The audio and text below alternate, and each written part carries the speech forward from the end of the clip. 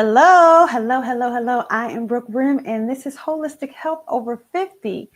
And today we are just going to talk about 5 things. This is a series talking to several people about 5 things that we do to keep our fabulous lives, mind, body, and spirit, at the age of over 50. So we're going to cover nutrition, physical fitness, sexual fitness, spiritual fitness, and one more thing, and I forgot what that is. Mental health. Okay, the 5 things that we do to keep ourselves 100% whole, mind, body, and spirit. Okay, I'm Brooke Brimm. I'm a metaphysical practitioner. I'm a certified yoga instructor, and I am a vegan culinary chef, cook, expert. You can find me on Vegan Soul Foodie, right? So I'm all about all things holistic. I am 55 years old, double nickels. So everything that I'm doing about these days is really about extending my health span. Okay. We know that hospitals can extend our lifespan, but that may not mean that we have a quality of life and that we might not feel as good as we want to feel. So we're talking about extending our health span, which means feeling like ourselves as long as possible, right? So that's what I'm all about these days at this double nickel age. And right now I have with us Dr. Anita Powell. She is also a metaphysical practitioner, and I'm going to let her introduce herself. Hey, Anita, how are you? Hey, I am doing really good, Brooke. It's so good to be here. Thank you so much for inviting me on your show. I'm really happy to be here. Well, first and foremost, guys, and hey to everybody that's watching this segment here. I'm a mom and a grandmom. That's first and foremost. After that, I am a energy principle practitioner. I have been practicing energy since the 1980s. I specializing as a metaphysician, specializing in self-awareness and inner peace. So that's basically who I am. A lot of my product and things are on my website that Brooke was so kind to put up there. And right now I have, specializing in the self-awareness and inner peace. The whole thing is here for me is that, the ultimate is to reach global peace. And life has taught me at 68. I'm 68 years of age. So life continues. Yes, yes, yes. I wouldn't have it any other way. Life has taught me and continues to teach me that without inner peace, without self-awareness, there will be no outer peace. So my thing is that I'm here to journey with them, to journey with you and learn as much as I can so that I can share with you on reaching more self-awareness within ourselves and then that experiencing that inner peace. So that's basically what I do. Thank you so much, Anita. I appreciate that introduction, and I love, love, love everything that you said. So let's get right into this conversation. So as we noticed, when I was in my 20s, I started my health journey back in my 20s, right? But everything was all good. I could eat whatever I want, do whatever I want, work out, not work out, all the things. And then as I got older, not so much. And then on and on and on and on. And now I'm over 50 and looking towards 60. And I'm really like, hey, and okay, in addition to that, I work in a senior health care position where I see seniors all the time who they are still alive, but their quality of life is not so good. So the health span is not there. The lifespan is still going because, the hospital can keep you alive with all kinds of pills and treatments and all kinds of things. But, it doesn't necessarily mean you feel like yourself anymore.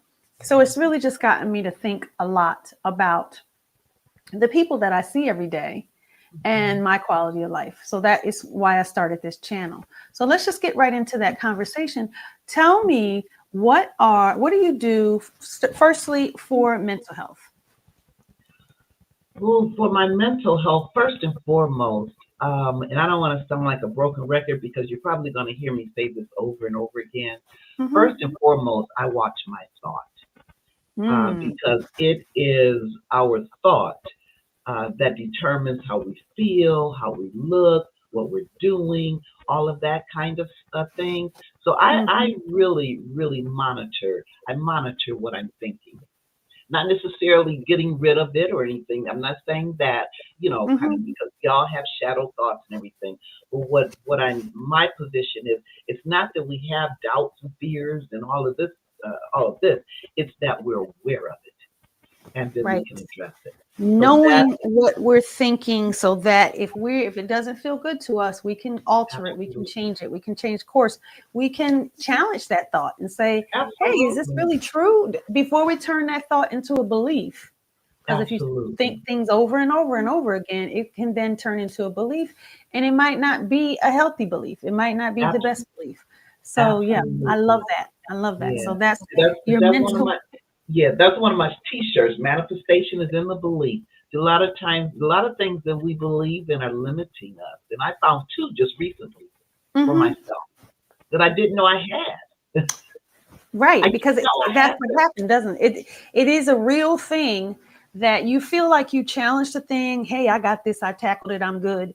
Hmm. And another layer, another aspect comes, and you realize, oh, I didn't look about it from this angle. So I need to Hmm. really get in there a little deeper and think about things. Because, of course, we have things that form since childhood, beliefs that's been given to us from our parents, our family of origin, all these things. But then society also gives us things, and it's constantly giving us more things and changing. And you get Sure. things like election season, which we just got over. And if you happen to watch TV or anything, you're going to get all this messaging from ads, what people want you to believe, what they want you to do, the action they want you to take. And it might not be healthy for your own mental health. So we got to Absolutely, clean that out, right? absolutely. So, what about the next thing we're going to talk about is nutrition?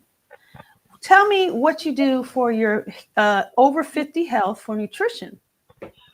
Oh, let's see. I need to really, really get better at that. I'm being real talk on this one. Hmm. Let's see. I do watch what I eat most of the time. I'm not. Hmm. I am a meat eater, so when I Hmm. eat my breads and my this, and I do watch my carbs because I was Hmm.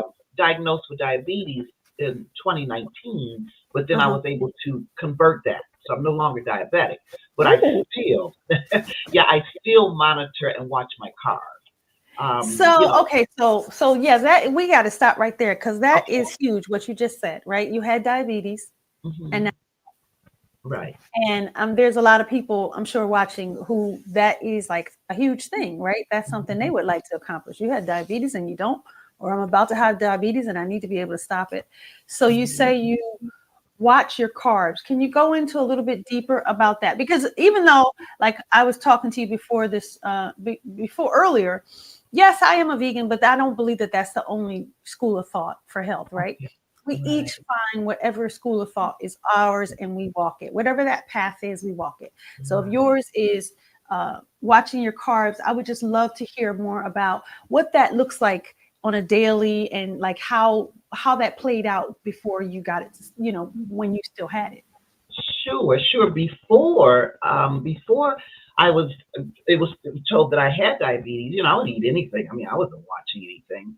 And Hmm. then in 2019, when it was disclosed, because I had been pre-diabetic for years, and then in Hmm. 2019 it hit the mark. My doctor said, "Okay, Nina, you're there now."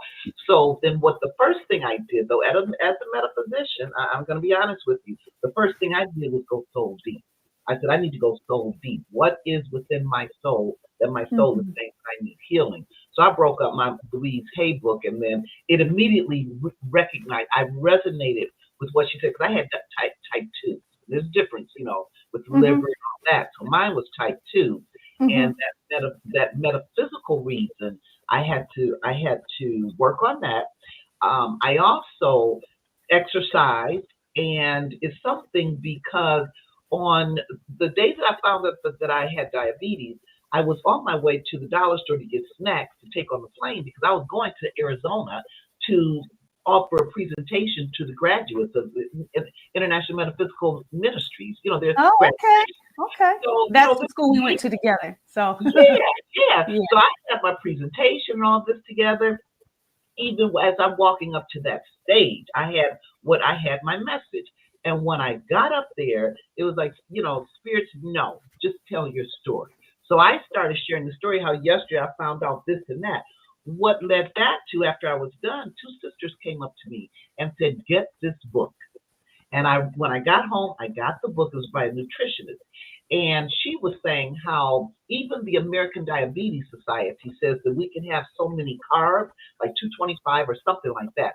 She said, you cut them carbs down to 60. And she said, don't let it, she said, and now most people think this glycemic, that glycemic. Her position was sugar is sugar. It doesn't matter if it's coming from fruit. It doesn't matter where it's coming from. Sugar is sugar. So that's what I did. I followed her guide, and I kept my carb at 60. Was it a challenge? Absolutely, because that's when I realized how so many, just about everything has sugar, even natural things. But I had to count that as a carb. So I kept my carbs down to 60. And then also I did some visualization, because when I was on that treadmill, I saw the liver opening up in the pancreas. I saw the two guys, walking toward the liver saying, hey, we're going to go chew the fat and all this kind of stuff. And the liver saying, come on in, I welcome you. Because that's what type 2 does. It rejects the insulin. You know what I mean? So I did all of that stuff. And That's awesome. yeah, and then 6 months later, when I went back for my checkup, my doctor said, she said, well, you're no longer diabetic. And even when she shared that with me, I broke down and cried. My mother, had diabetes. She's made her transition, Mm-hmm. and I've seen the devastation with some people with diabetes, and for me, just that change, just that transition, the change from not having to, or pre-diabetic, is something about that when it crossed over, it just, psychologically it did something, and I cried, and I was crying, and my doctor, because I spoke with her, she knew I was a metaphysician, and Mm-hmm. I was crying. She said, Anita, she said, you know what to do. And I knew she was talking about, you got to go, don't just keep it physical now. Don't Yeah. just keep it the foods and this and that. You know what to do. So you go, so that's when I knew, okay, well, I knew all of that also, that, yeah, I that's love it. I love it. I love it. A couple things that you said. First of all, I love the visualization. I love the excavation of checking to see what's going on inside of me, deep in my soul and my heart and my mind, my spirit. What's happening with me? I love right. that you did that. I love that you visualize all the way down to the organs, which is amazing. And another thing that you said, and like I told you, I do vegan influencing, so I'm gonna always get back to Yeah. the food. Yeah. Sugar is sugar. I Hmm. see so many vegan influencers doing these juicing content creation, and it's like all this sugar that they're juicing. Yeah. And so when you're juicing, um, when you're using a juicer, you lose all the fiber, right? You're getting the nutrients. That's what you want. You want the yummy nutrients that's in the fruits and vegetables. I'm a big juicer. I believe in it. Right. However, it's so important to do 3 veggies to 1 fruit. And I see so many content creators being what I feel like is irresponsible, but maybe they just don't know, doing Right. so many fruits. And then they're just drinking all this fruit juice, and it's so much sugar in that. And Right. if you blend it as a smoothie, you get the benefit of the fiber, and that slows down the absorption into your bloodstream. So it's better. Okay. You know what I mean? Oh, But if you're going with juice and you're taking all the fiber out, you really have to have that 3 to 1, right. um, 3 veggies to 1 fruit juicing, or else it's just like you're drinking a soda. You're still doing all the sugar. So I Right. like that what you said, sugar is sugar, and that's like something that we really need to understand, that even if it's coming from Mhm. a natural source, if you are at risk for something like diabetes, that's going to shoot you up. You know what I Right. mean? So you Yeah. have to balance out even when you're doing juicing. So I love that you said that Yeah. about And, sugar. That's just a little aside. I get on my soapbox. I was right. a admin of a juice group for 4 years, so I kind of get on my soapbox a lot about the Oh, 3 veggies to 1 fruit.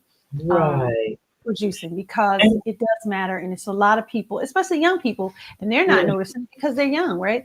That they're just Right. showing you all these juices and this juice and that, and pineapple and Right. grape and this and that, and it's yummy. Right. It's all Yeah. sugar, and And you got to and watch. you do. And one thing I learned when I was going through watching the carbs and things Mhm. like that, pineapple spikes my sugar. Potato does not. Right, right. You know Yeah, what I and mean? that's the interesting thing because there are certain fruits and vegetables, and you learn their glycemic index that will spike it, and some that will not. So that is, Right. Yeah. yeah. So yeah, and then having that fiber, is also a really good thing. Even if It you want to is. juice for the nutrients and then add that juice into something that gives you the fiber, like some greens, that's Yeah. good too. Anyway, let's Absolutely. move on to the next one. Okay. Physical. I heard you say something about working out. So what do you do for your physical over 50 health? Lately, I have not been doing any. Well, I do some walking, but not nearly as much as I that I need to do. So Mm-hmm, yes, so I've been neglecting that physically. There's been uh, some personal, familial dynamics that mm-hmm. that's come into play, kind of thing. Yes, so I do know that I need to pick that up. I'm a walker. I am a Right. walker, so I love to walk. So I'll go on the treadmill Mm-hmm, where I live in the community. I go on the treadmill and walk. I love to dance. So sometimes I'll dance, I'll get my groove on, put on my music and all that kind of stuff, mm-hmm. and do that. And even I count when I'm doing deep cleaning in my home as exercise. Absolutely it is. Absolutely it is. I got to clean my house today, and baby, I'm not looking forward to it because it is Right. exercise. But I will say this. I put up a little short on this channel about walking, like, because okay, when you get older, right, you work so much, you're raising your children, you're doing all this thing, and you have it in your mind that when you get older, you're going to travel more, you're going to see things more, everything, you're going to explore more. And Mhm. the thing that a lot of older people do not think about is the stamina that it takes to To do that. vacation. Right. Like, it literally takes stamina to walk and sightsee, to go here and go here, because if you think about what we do most of our day, we kind of sit around surfing the web on our phones, maybe cooking something, but not a whole. We're pretty much going into a certain square footage over and over again. Maybe to work is still the same thing. And then you try to go to like vacationing and you want to see all the Great Wall of China. Last year I went to Thailand. I saw all the Buddhas. You know what I mean? It's a lot of walking. Yeah. So I always like to tell seniors, last year, that trip that I took to, Thailand. We were all well, I was in my 50s, but it was everyone else was a senior. My husband was in his 50s as well, but everyone else was a senior, over 70 actually. They were all Right. over 70 besides me. Um, and we did have a lot of walking to do and things like that. So we altered the trip a little bit. So some things we didn't do, like we took a boat instead of taking stairs and things like that. But even when you take a cruise and you go on excursions and things, this is just things to think about It is. that you have to walk when you take vacation. So I do. like Yeah. it's kind of a shame. Like if we do all this about we're finally going to take that trip. We're going to have more time to do this, that, and the next thing. And then Mhm. we're like a little bit broke down. Right. Right. Not And like able. in simple walking Uh-huh. is like really a huge, huge benefit. And Mhm. it's not. And another thing that's a huge benefit for seniors is lifting weights, strength training. And I'm going to tell you how I figured out that I had to do strength training. Uh, is I had lived in Atlanta for decades, and I moved to New Jersey up here with my mom. She's 81. I wanted to live up here close to her, and it's colder up here. And so I discovered that I had arthritis. Like, I knew I had a little bit of something, but up here when it got cold in the winter, I really realized, ooh, you know what I mean? I'm having some stiffness, some real issues. And so I was like, okay, I have been threatening to, take my weight training more seriously, but now I really have to. You have to strengthen all of those muscles and everything around the joints so that you hurt less during arthritis. And it just, kind of helps to heal that. So on my Yeah. soapbox about that as well, strength training for seniors.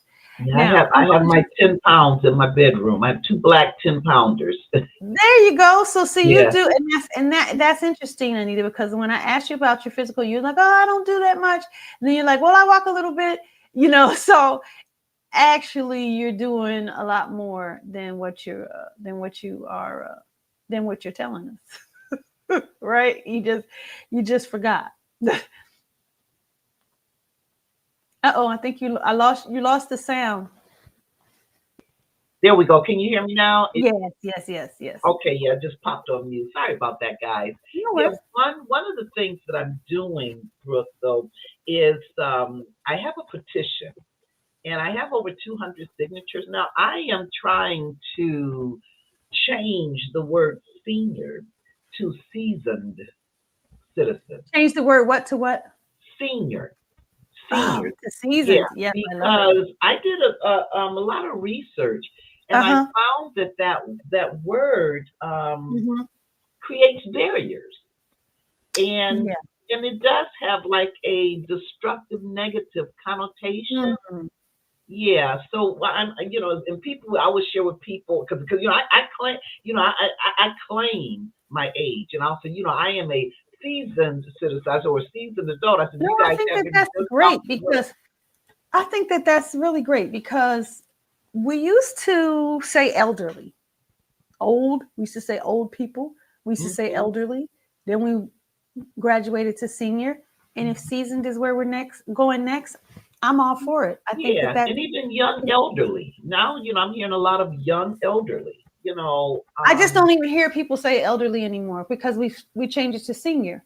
But I think that seasoned is great, and then with all the Right, baby boomers becoming older and older and older, like if right, anybody can change the term of something, it's going to be baby boomers. right. Yeah, yeah. Yeah, There you go. there's so Yeah, many of us.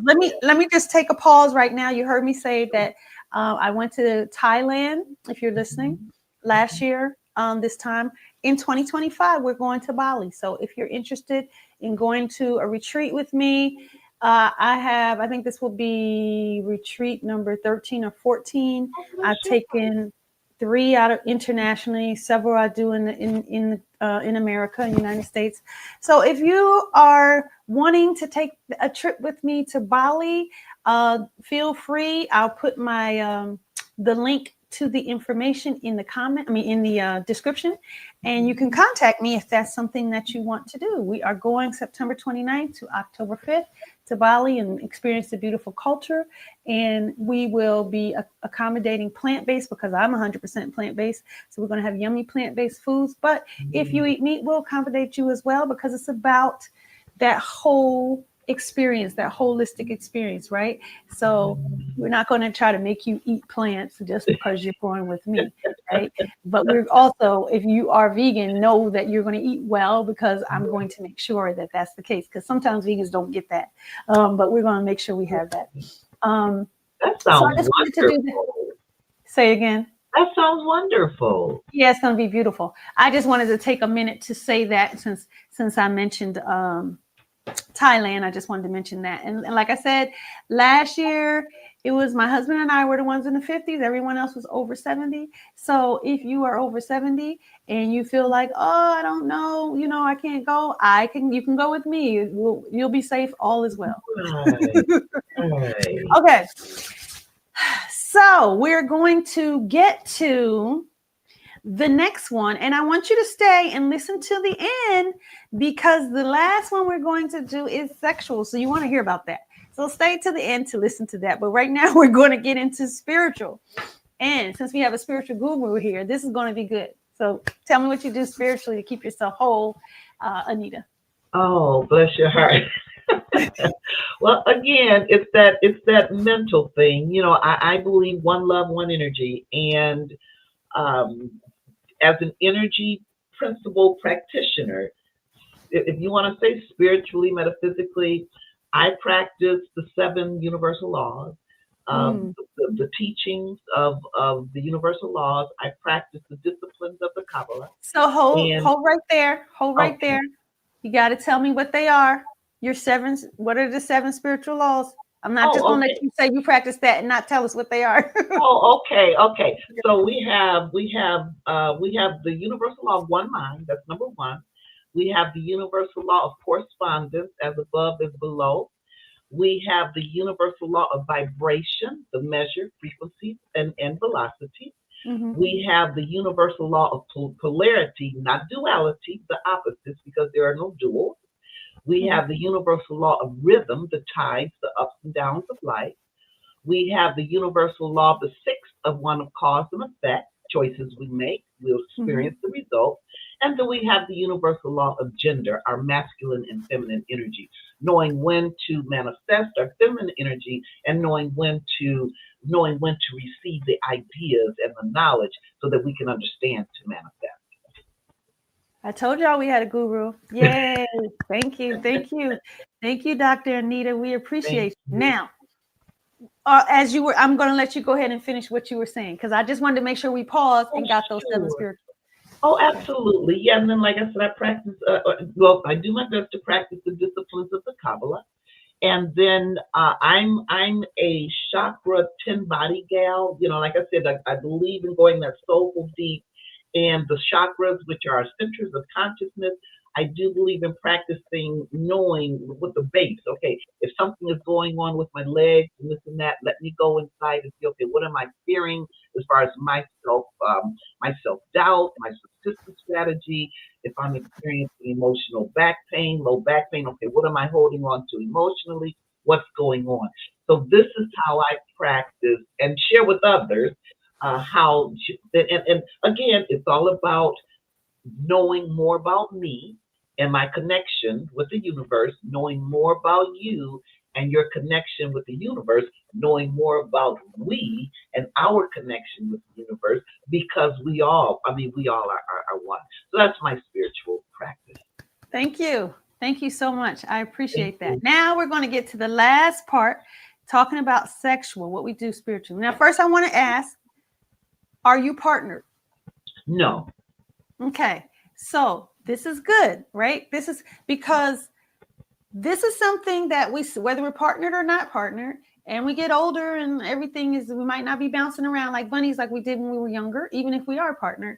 So this is just, I want to be able to just make that point that Anita's not partnered, but she's going to talk about what she does for her sexual 360. I was going to say 350, but 360.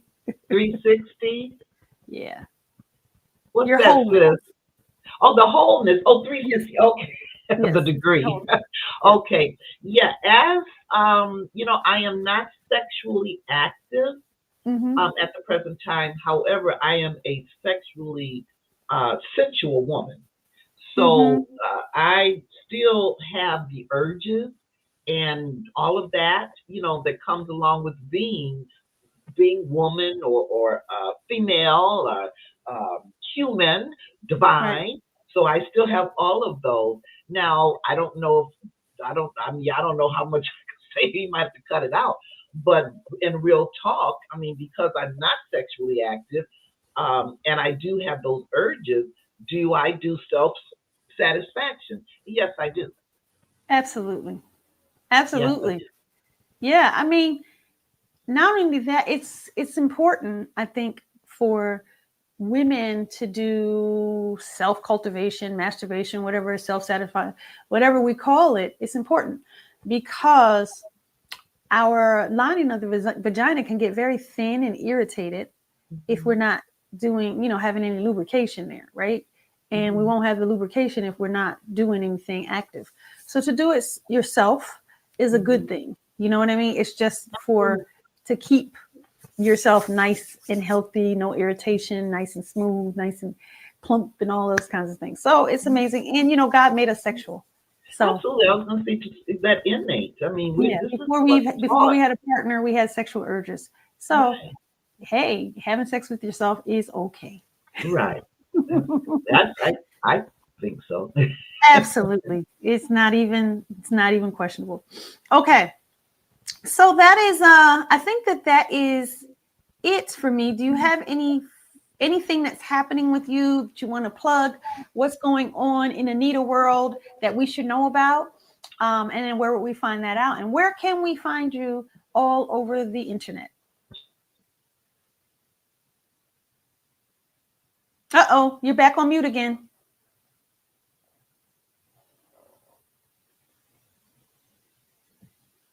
Did I mute you? No, you're good. I don't know why you're muted. Go. Now I should be fine. Okay. Connect. Okay, I see a little note comes up at the top. Okay, that's pretty cool. Yeah, so I'm on Facebook. I'm a Facebooker, so that's mainly where I stay. I have a private group called the Tap You Room. It's a private group that people are able to join. I have all kind of goodies. What's the name of your group? Tap TAP, the letter N, the number 2, the letter U, all caps. Tap into You group. Oh, Tap Into You. Oh, I'm in that group. Yeah, that's a private group. Say it again. Tap Into You. Into You.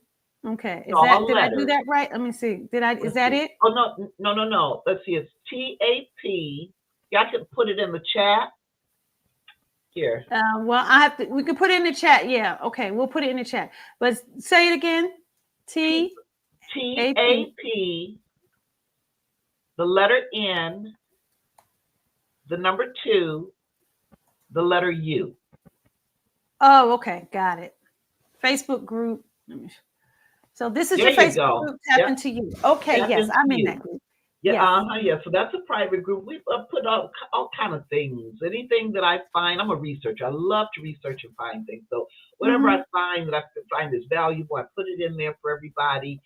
Even just Facebook personal page. I'm on that. I think it's Dr. Anita Caprice, I believe. LinkedIn, I believe I'm Anita C. Powell. Okay. Yeah, for LinkedIn. Okay. Yeah. Instagram is poet, because I'm a spoken word poet and spoken word author. Okay. So you do poet and spoken word. Yes. Yeah. I've been a poet since a little girl. So you didn't talk about that at all. Do you consider, when you think about the creative expression that goes into being a poet and spoken word, where does that fit into the 5 categories that we talked about? It fits in spiritual, the mental. Yeah. Nutrition, as far as, I would say all, because that's how I'm able to really express for me and get, be able to learn about me on paper. Awesome. I love it. Yeah. So it helps you to organize everything and helps you to put into action. Okay. I love that. Okay. So we found out where you are on Facebook, LinkedIn. You have a private Facebook group and also on Instagram, and that you're a poet. And I think this is the final words for today. I want to thank you so much, Dr. Anita Powell, for coming here and being with us. And you guys out there, don't forget that if you like these conversations, go ahead and share it, like it, subscribe here. Don't forget that we're here. Subscribe. We do yoga. Well, I do yoga. I do yoga classes, and I'm on the beach sometimes, because I do live by the beach. I do nutrition tips, spiritual tips, and also senior health tips.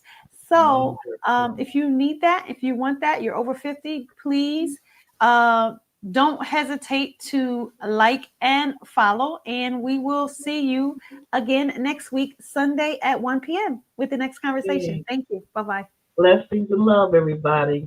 Bye. Thank you, Brooke. You're welcome.